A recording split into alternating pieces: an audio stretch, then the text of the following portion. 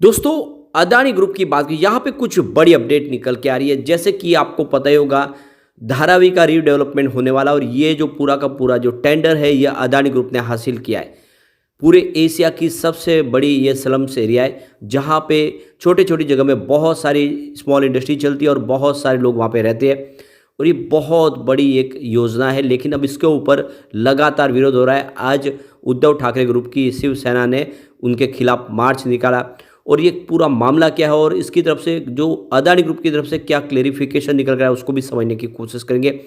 इसके अलावा अदानी ग्रुप ने एक और मीडिया कंपनी को खरीद लिया है। लगातार अपनी जो छवि है वो तेज़ी से सुधारने की कोशिश भी हो रही है और साथ में बिजनेस को बढ़ाने की कोशिश भी हो रही है। लगातार नए सेक्टर में एंट्रियाँ की जा रही है। इन्होंने एनडीटीवी खरीदा, उसके बाद में मीडिया सेक्टर में भी अपनी हिस्सेदारी को बढ़ाते जा रहे हैं।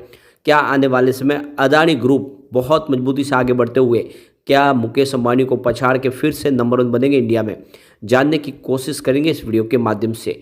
लेकिन फ्रेंड, उससे पहले अगर आप पहली बार हमारे चैनल पे आए तो चैनल को सब्सक्राइब कर दीजिए, एक बेल आइकॉन दबा दीजिए ताकि जब भी नया वीडियो बने पहला नोटिफिकेशन आपको मिले। वीडियो पसंद आए तो लाइक शेयर जरूर कीजिए।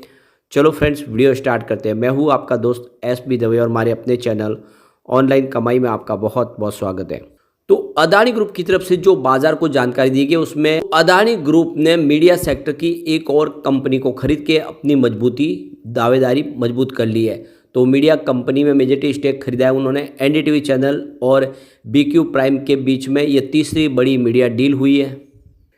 तो अदानी ग्रुप की फ्लैगशिप कंपनी अदानी इंटरप्राइजेस ने जो एक्सचेंज को जानकारी दी है कि उन्होंने इंडो एशियन न्यूज़ सर्विस में 50% की हिस्सेदारी खरीद ली है। इस तरह से INS इंडिया प्राइवेट लिमिटेड में उनके पास मेजॉरिटी स्टेक होगा। INS के बोर्ड ऑफ डायरेक्टर में इस सौदे को मंजूरी दे दी है। INS की शुरुआत 1986 में हुई। इसे उत्तरी अमेरिका में रहने वाले भारतीय लोगों तक न्यूज़ पहुंचाने के लिए शुरू किया गया था। बाद में इसने अपना फोकस भारतीय और दक्षिण एशियाई बाजारों की तरफ कर लिया। अदानी के साथ सौदे की शर्तों में साफ लिखा है कि INS का ऑपरेशन, कंट्रोल और मैनेजमेंट AM मीडिया वर्क्स एक लिमिटेड के पास होगा। इतना ही नहीं, कंपनी के पास INS के सभी डायरेक्टर को नियुक्त करने का अधिकार भी होगा। INS की बात करें तो फाइनेंशियल 2022-23 में 12 करोड़ का टर्नओवर किया था और फाइनेंशियल 2021-22 में इसमें 9.4 करोड़ का इन्होंने टोटल टर्नओवर किया था। और देख सकते हो कि ये काम काज तेज़ी से इनका बढ़ रहा है और INS की बात भारत की प्रमुख न्यूज एजेंसियों में से ये एक है और अपनी टैक्स सर्विस के लिए इसका मुकाबला है वो प्रेस ट्रस्ट ऑफ इंडिया यानी PTI और यूनाइटेड ट्रस्ट ऑफ इंडिया यानी UNI और हिंदुस्तान समाचार जैसे बड़ी न्यूज़ मीडिया घरानों के साथ में। तो इससे पहले अदानी ग्रुप ने मीडिया सेक्टर में एंट्री करने के लिए पिछले साल ही क्लिंटन बिजनेस मीडिया का अधिग्रहण करते हुए मीडिया व्यवसाय में कदम रख लिया था। यह digital media platform BQ prime को ऑपरेट करता है। इसके बाद अदानी ने private TV news channel NDTV का भी अधिग्रहण किया। अदानी की मीडिया सब्सिडरी NDTV में 65% की हिस्सेदारी है। अब यहाँ पे एक बड़ी अपडेट और निकल के आ रही है। शिवसेना उद्धव ठाकरे ग्रुप की तरफ से मुंबई की धारावी में पार्टी कार्यकर्ताओं और कांग्रेस के बीच मिलकर एक बड़ा मार्च निकाला है। इस दौरान उन्होंने धारावी पुनर्विकास को सबसे बड़ा TDR घोटाला करार दिया है। जो धारावी का जो टेंडर है जो अदानी ग्रुप को मिला है उसको एक बड़ा घोटाला और एक स्कैम का है। धारावी के पुनर्विकास का काम अदानी रियल्टी को दिया जाने पर उन्होंने जमकर सरकार की आलोचना भी की है। उद्धव ठाकरे ने कहा कि जब किसी चीज़ को बेचने की बात आती है तो BJP सबसे आगे रहती है और लगातार देखें तो कुछ इस तरह से उनका कहना है कि यह एक तरह से फ़ायदा पहुंचाया गया अदानी ग्रुप को नियमों में बदलाव करके।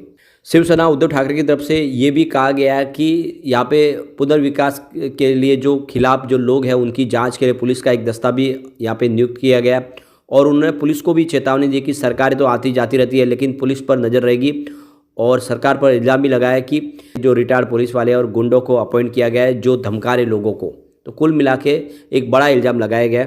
साथ में उन्होंने सरकार को बुलेट ट्रेन के प्रोजेक्ट के लिए भी आड़े हाथों लिया और उद्धव ठाकरे ने कहा कि मुंबई से अंतर्राष्ट्रीय वित्त केंद्र छीन लिया गया है, ज़मीन बुलेट ट्रेन टर्मिनल को दे दी गई है और कहा कि धारावी में एक अंतर्राष्ट्रीय वित्तीय केंद्र चाहते हैं। उद्धव ठाकरे ने आरोप लगाया कि पुनर्विकास परियोजना में 100 करोड़ रुपये से अधिक की TDR में जो है बहुत सारी यहाँ पे खामियां दिखाई दे रही है और दुनिया का सबसे बड़ा घोटाला इसको उन्होंने एक तरह से कहा है।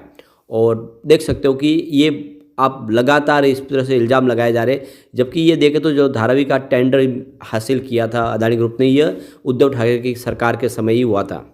अब इस पूरे मामले में अदानी ग्रुप की तरफ से जो बयान निकल कर आया है, धारावी जुगी पुनर्विकास परियोजना पिछली कांग्रेस शिवसेना गठबंधन की सरकार ने ही निष्पक्ष और खुली अंतर्राष्ट्रीय बोली के माध्यम से दी थी। उनका कहना है कि ये जो मौजूदा बीजेपी और सिंधिया सरकार है, उन्होंने ये हमें टेंडर नहीं दिया, बल्कि ये कांग्रेस और राष्ट्रवादी और साथ में शिवसेना की जो सरकार थी, उन्होंने मिलके ही ये टेंडर हमें दिया था। और अदानी ग्रुप की तरफ से जो धारावी पुनर्विकास योजना की तरफ से उन्होंने ये बड़ा बयान दिया है। अदानी ग्रुप की तरफ से ये भी कहा गया है कि ये जो बोली के लिए जो नियम बनाए गए थे, वो पहले जो सरकार थी उद्धव ठाकरे शिवसेना की जो सरकार थी, उनके दौरान ही जो बनाए गए नियम थे उसके तहत ही, शर्तों के तहत ये ठेका दिया गया, उसमें किसी प्रकार का कोई बदलाव नहीं किया गया। तो इस तरह से कि ये विशेष लाभ दिया गया, उनको नियमों में बदलाव किया गया है, ये दावा बिल्कुल गलत है और इसको हम पूरी तरह से खारिज करते हैं। ये अदानी ग्रुप की तरफ से कहा गया है, क्योंकि पूरी तरह से नियमों के तहत ही उनको यहाँ पे ये योजना मिली है। तो धारावी रीडेवलपमेंट की जो बड़ी बात है कि यहाँ पे जो दुनिया की सबसे बड़ी जो झुग्गी बस्ती है, उसको एक आधुनिक शहरी केंद्र में बदलना है और 10 लाख निवासियों का पुनर्वास करना है। बयान में ये भी कहा गया कि यह दुर्भाग्यपूर्ण है कि परियोजना के कुछ पहलुओं के बारे में गलत सूचना फैलाने के लिए एक ठोस प्रयास किया जा रहा है। यह भी दोहराया गया कि सभी पात्र किराएदार को उचित समाधान दिया जाएगा, जिसका अर्थ है कि धारावी में ही उन्हें फिर से अपने घर दिए जाएंगे, उनमें वापस लौट के आएंगे। तो कुल मिला के अदानी ग्रुप की तरफ से इसका पूरा क्लेरिफिकेशन दिया गया है, लेकिन जानबूझ के बात देखें तो मामले को एक तरह से तूल दिया जा रहा है।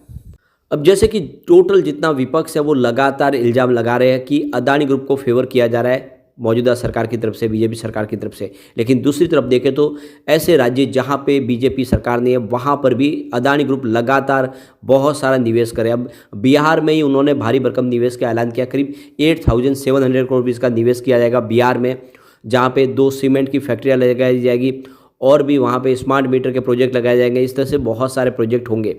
तो वहाँ पे जो सरकार है वो नीतीश कुमार और आरजेडी की है। तो आप समझ सकते हो कि ये एक तरह से डबल स्टैंडर्ड अपनाया जा रहा है। एक तरफ तो कहा जा रहा है कि बीजेपी सरकार है उनको फेवर करिए अदानी ग्रुप को, लेकिन दूसरी तरफ जितने विपक्ष वाले वो भी अपने स्टेट में लगातार उनको प्रोजेक्ट लगाने के लिए बुला रहे, सामने से बुला रहे। अब आप देख सकते हो कि उनका जो निवेश है वो सिर्फ बिहार में नहीं बल्कि सभी जगह पे, छत्तीसगढ़ में 25,000 करोड़ के इन्वेस्ट उन्होंने किया, जब छत्तीसगढ़ में पहले कांग्रेस की सरकार की थी। इसके अलावा देखें तो राजस्थान में 65,000 करोड़ के निवेश किए जा रहे हैं, उस समय भी कांग्रेस की सरकार थी वहाँ पे। केरल में 7,400 करोड़ के इन्वेस्टमेंट किए जा रहे हैं।